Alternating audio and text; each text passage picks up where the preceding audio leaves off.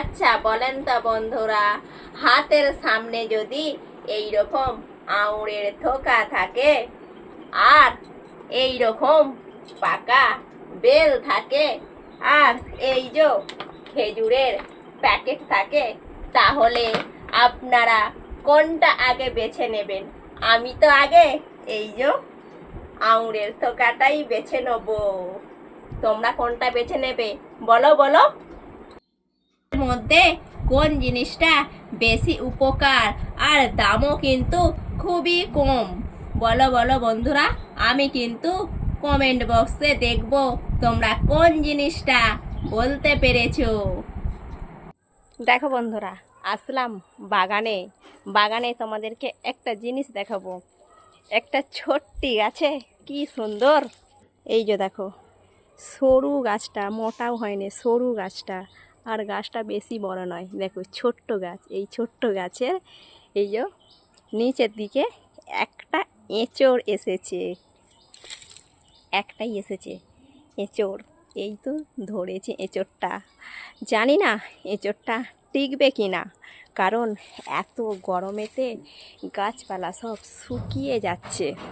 আর এখানেতে আমি আসছি, তার কারণ হলো আমি এখান থেকে কুমড়ো শাক নিতে আসছি। এই কুমড়ো শাকই কিন্তু আমি তেল দিয়ে রান্না করে খাই। আমাদের বাগানের মধ্যেই কিন্তু আমি কুমড়ো শাকটা আনতে এসেছি। তোমরা কারা কারা তেল দিয়ে কুমড়ো শাক খেতে ভালোবাসো তোমরা কিন্তু একটু বলবে। হ্যাঁ, এই যে দেখো কুমড়ো ধরেছে, কিন্তু জলের জন্য নষ্ট হয়ে যাচ্ছে। কিন্তু অনেক কুমড়ো আসছে, এই যে জলের আর গরমের জন্য কুমড়ো নষ্ট হয়ে যাচ্ছে। তা কি করব? আমি তাই ভাবলাম যে কুমড়ো তো নষ্ট হয়েই যাচ্ছে, তার থেকে আমি কুমড়ো শাকগুলোই নিয়ে যে খাই। তাই আমি কুমড়ো শাকই আনতে এসেছি।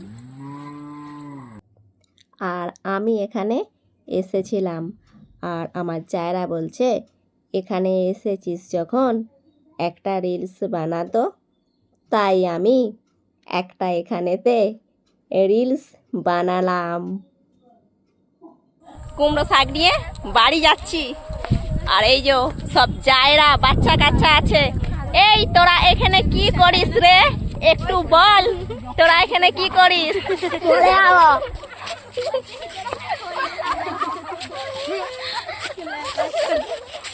সবাই হেসেই আলা হয়ে গেলি তোরা। দেখো বন্ধুরা, তোমাদেরকে আজকে একটা নতুন জিনিস দেখাচ্ছি।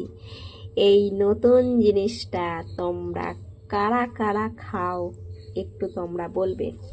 দেখো পরে সকালে মিস্ত্রি বউ তুলতে গিয়েছিল নদী থেকে ঝিনুক তুলতে গিয়েছিল। আর মিস্ত্রি কাজে আসে তো, প্রতিদিন সকালেই কাজে আসে, তাই মিস্ত্রি সকালবেলা নিয়ে আসলো এই ঝিনুকগুলো।